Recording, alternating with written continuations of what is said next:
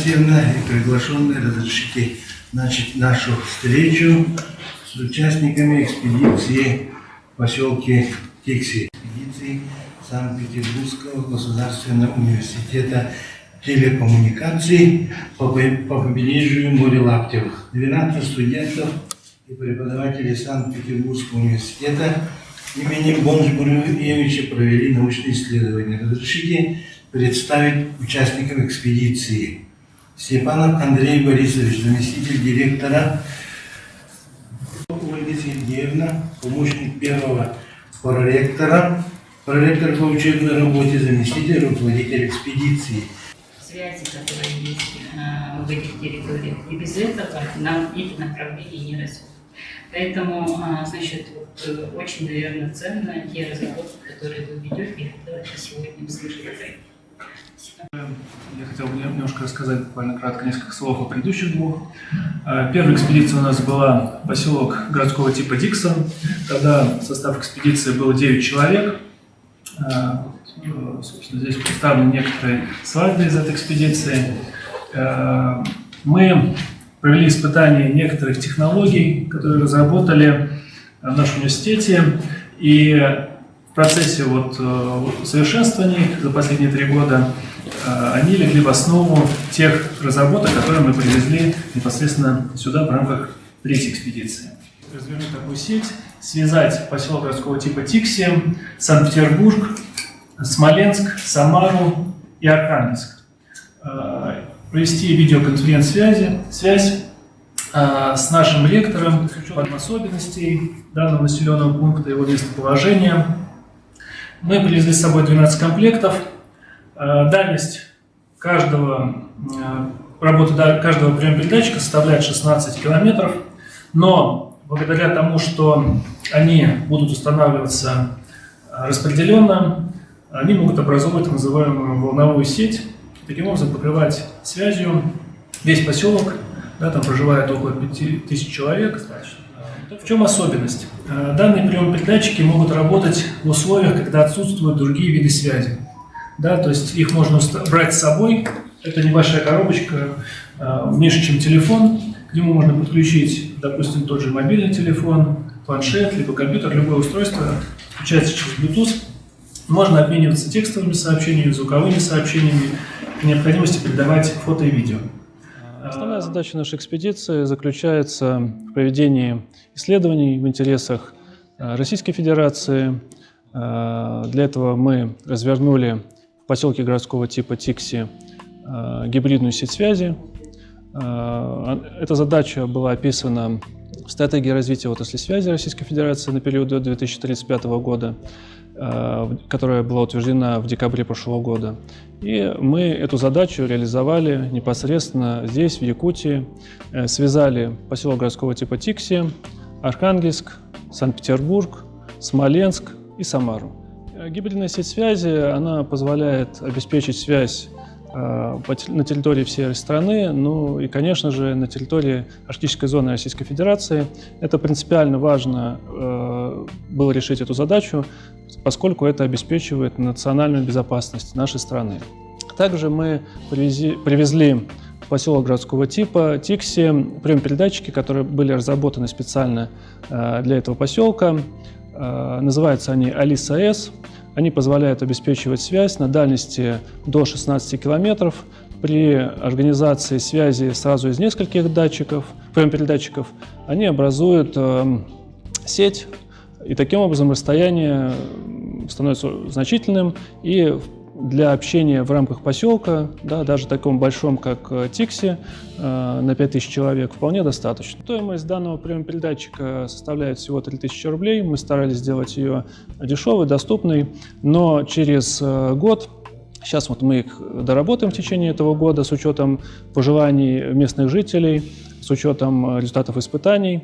И через год мы привезем как минимум 12 комплектов, поставим их бесплатно в поселок Тикси и для установки в социально значимых объектах, таких как школы. Насколько я осведомлена, у вас большая программа экспедиции, и посещение образовательных организаций. И еще одно направление перспективное очень для развития наших отраслей, в целом, наверное, жизнедеятельности, это беспилотие. Поэтому здесь необходимо, конечно, отметить развитие этих технологий. Самое главное – это вклад молодежи в развитие этих технологий. Это большой заказ и вызов для молодых людей, которые они исследуют. Так?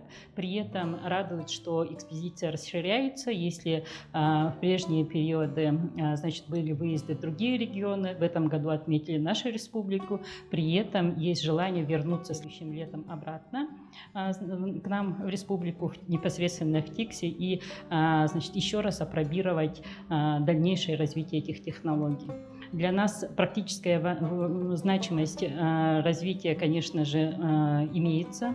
Это и кроме труднодоступности, да, это и скорость интернета, и самое главное, наверное, чтобы оно не зависело от импортных технологий. Ну, кроме этого, мы обозначили несколько другие направления взаимодействия с университетом Бонч-Бруевича в прежнюю мою поездку в Санкт-Петербург в рамках Петербургского экономического форума, да, и как раз-таки эти задачи сегодня были выполнены, наши практические рекомендации, они в том числе учли в рамках этой экспедиции. И более того, программы расширили пребыванием и не только в ТИКСе, но и съездили на Ленские столбы и в Пулус, и при этом значит, изучили качество связи в этих территориях. Александр. Я магистр первого курса обучения в интересах телекоммуникаций, также сотрудник научно-исследовательского центра экологической безопасности Российской академии наук, город Санкт-Петербург. В рамках своего исследования я проводил мониторинг объектов накопленного вреда в городе Тиксе, то бишь это всякие свалки, просто какие-то выброшенные бочки, загрязнения искал. Все наносил на карту, отбирал пробы почв общие, также делал почвенный мониторинг того, что вдоль объектов самих, для того, чтобы выяснить, насколько загрязнение прошло дальше. В основном это были нелегальные свалки, так как свалки техники, бочки из-под топлива, мазутов, нефтяные разливы из этих же бочек, собственно. В основном загрязнение региона – это лом металла, то есть всякий разный, бытовые отходы, которые выносятся со свалок, из мусорных контейнеров ветром, животными. Там есть компания, которая занимается вывозом металлолома, его сбором на данный момент, но мне кажется, там работа еще на очень много лет, но я, к сожалению, не видел, что там было раньше, но сейчас можно сказать, что оно как-то более сконцентрировано в определенных местах все-таки находится, локализовано. Вот. Что, наверное, упрощает в дальнейшем уже всю эту рекультивацию этих земель, уничтожение этих свалок. Я ехал с идеей, но теперь у меня появилось большое желание вернуться и продолжать работать там, потому что, увидев объемы работ, меня это вызвало определенный азарт, желание попробовать что-то там, еще какие-то исследования. Если я делал какие-то более общие, хотелось бы уже конкретно под каждый объект разработать свой проект по рекультивации, взаимодействовать с этим. Меня очень впечатлили люди, живущие там, и я как бы знал, что они все сильные, но вот что они настолько мотивированы и любят свой регион, это очень вдохновляет на работу, и хотелось бы им помогать в дальнейшем. Относительно вот климата и светового дня, что-то удивило, может? Нет, я 6 лет прожил в Мурманской области, поэтому ничего такого нового не встретилось. Но упростило мне, конечно же, работу. Потому что поле сон было у меня так. Большое спасибо и удачи вам в будущем проекте. Спасибо. Меня зовут Ипатов Никита Геннадьевич, я выпускник 4-го курса Университета телекоммуникаций, факультета радиотехнологий и связи. В экспедиции я вместе со своим коллегой Козловым Данилом Васильевичем снимаем фильм гражданско-патриотической направленности о нашей экспедиции, о в целом Республике Саха-Якутия и непосредственно о поселке городского типа Тикси. Мы ходили в научно-образовательный центр, где читали мастер-классы школьникам, студентам колледжей, вот, по тем компетенциям, которых там не преподают. То есть, например, мы с Даней читали про монтаж, про съемку видео, про то, как можно развиваться в этом, то, что это интересная профессия. Потом вот наши друзья-экологи про экологию рассказывали.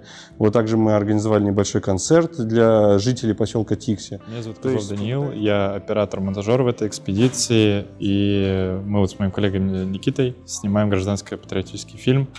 В целом Якутия, ну конкретно Тикси, это место, в которое, наверное, ты съездишь один раз в жизни и вряд ли туда еще поедешь. Но если поедешь, ты поедешь туда с эмоциями абсолютно новыми. Хоть ты это все уже видел, посмотрел, но это такое место, которое ты не увидишь никогда вообще. Снимаешь какой-то объект с одной стороны и с другой, и они будут выглядеть абсолютно по-разному, будут нести разный смысл.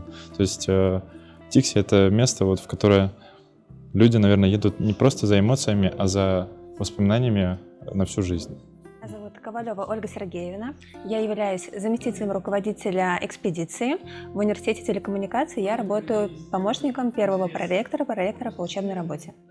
В данной экспедиции я являлась организатором, помощником организатора, налаживала связь между администрацией города Якутска и поселком городского типа Тикси, организовывала культурную программу для наших участников экспедиции, а также разрабатывала маршрут. Когда мы только приехали в Якутск, мы на следующий день сразу же поехали в национальный парк Ленские столбы. Потрясающие виды, потрясающая природа. Для нас, жителей средней полосы России, это просто превосходные виды. Все были в восторге. В самом Тикси ребята и мы, руководители, наслаждались природой, чистым, чистейшим воздухом, возвышенностями. Мы облазили все возвышенности, которые были вокруг, изучили все цветы, все кустарники, которые мы там видели. Посетили поселок Быковский. По пути мы останавливались на берегу, изучали слои вечной мерзлоты. Это просто превосходно, никогда в жизни не видели, и это полный восторг. В самом Тикси мы посетили музей истории развития Арктики и музей изобразительного искусства.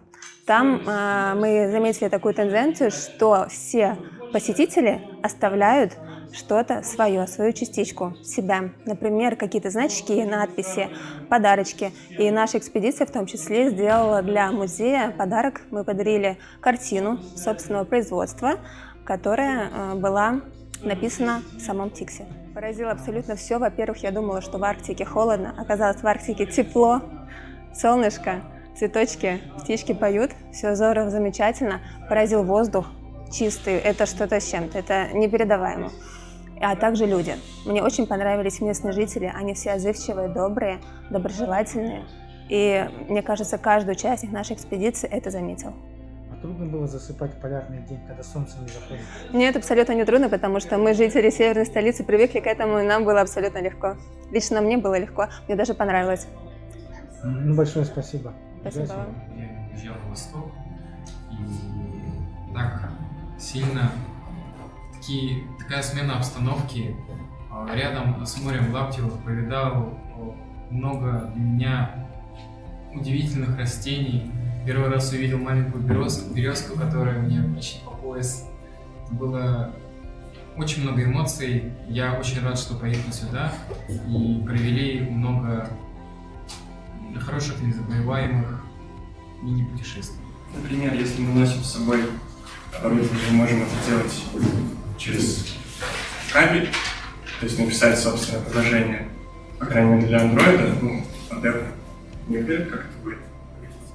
Если это стационарная установка оборудования, то да, через Bluetooth. 7 градусов где-то. И при этом наше устройство, оно упало с высоты, случайно получилось, 2 метров на бетонную плиту, и оно осталось в рабочем состоянии. Конечно, та элементная база, которая у нас используется, она не только отечественная. Если честно сказать, она из Китая идет. И, конечно, нужно будет использовать для данного региона оловянный свинцовый припой, чтобы можно было до минус 60 все это могло работать. Пока эти устройства могут работать при температуре до минус 40, или если держать их поближе, скажем, к себе, да, то, соответственно, проблем не возникает. Устройствами разных сотовых марок телефонов. То есть входит ли он в структуру сотовой связи или нужно будет отдельно вашим вышкой устанавливать эти телефоны? Взаимодействие с сотовой связью. Мы работаем на других частотах, это более низкие частоты. Соответственно, за счет этого мы получаем хорошую дальность. Базовые станции нам не требуются за счет того, что мы организуем именно эту сеть радиосвязи. Да, между узлами может быть до 16 километров. Соответственно, чем больше приемов передатчиков в сети, тем дальность больше. В этом и особенность приемопередатчика в том, что не требуется базовая станция, соответственно, базовую станцию не нужно обслуживать. По сути, базовые станции, и вот этим вот абонентом, да, или транслятором одновременно, и той же базовой станции выступает сам приемопередатчик. То есть человек приобрел данное устройство, и он сам контролирует его работу. Если устройство работает, значит, базовая станция, да, она также работает. Так как нет базовой станции, ее не нужно обслуживать. Не нужно обслуживать, значит, не нужна абонентская плата. Потому что они, вот эти приемопередатчики, мы используем частоту 433 МГц, они могут работать на 768 МГц. Вот это вот исследование мы также будем проводить, но, к сожалению, в рамках этой экспедиции не успели, возможно, что в рамках следующей. Взаимодействие, возможно ли подключение, интеграция. Ну вот это одно из направлений. Например, те же некоторые каналы мобильной спутниковой связи, вот, в том числе, которые разработаны компанией «Спутник» с нашим партнером, они работают на близкой частоте 450 МГц. И идея есть по поводу интеграции, то есть обеспечить вот именно создать некий хаб, да, который позволил бы обобщать информацию от наших приемопередатчиков и передавать ее дальше. Либо через ту же спутниковую станцию СНАРК, о которой мы уже сегодня тоже говорили, что это возможно, но потребуется, на мой взгляд, не только усилия нашего университета, но и поддержка Минцифры. И если коллеги наши примут в этом участие, мы будем только рады, потому что мне хотелось бы, чтобы вот эта вот экспедиция, это была не разовая поездка какая-то, да, для проведения исследования, а чтобы это было на регулярной основе, чтобы мы сотрудничали и, может быть, привлекали студентов из республики, и чтобы это был наш общий проект. Километров, конечно, это мало для нашей территории. Ну, например, фирма «Радиал» разрабатывает приемопередатчики, назвали даже якутским именем, Берген, по-моему, называется приемопередатчик. Вот они тоже продают эти передатчики, но у них дальность связи около 3000 километров, работает на частоте там 1700 кГц на средних волнах. И вот я хотел бы спросить по поводу энергоэффективности. Как вы оценили энергоэффективность? Какие источники питания, там, продолжительность работы? Так, еще что? И какая у вас связь? Дуплексная или полудуплексная? Это вот тоже. Да, видимо, это для индивидуальных заказчиков, да? Вот это вот. Экспедицию и захотели сделать что-то полезное именно для самого поселка. У нас были некоторые наработки прошлых лет. Мы их, соответственно, немножко усовершенствовали и получили вот такой вот результат. Частоты у нас, конечно, другие. У нас 433 МГц, дуплекс, соответственно. И идея была создать именно устройство, которое имеет небольшую мощность, порядка 2 Вт. Вот, то есть соизмеримо с рацией обычной радиостанции.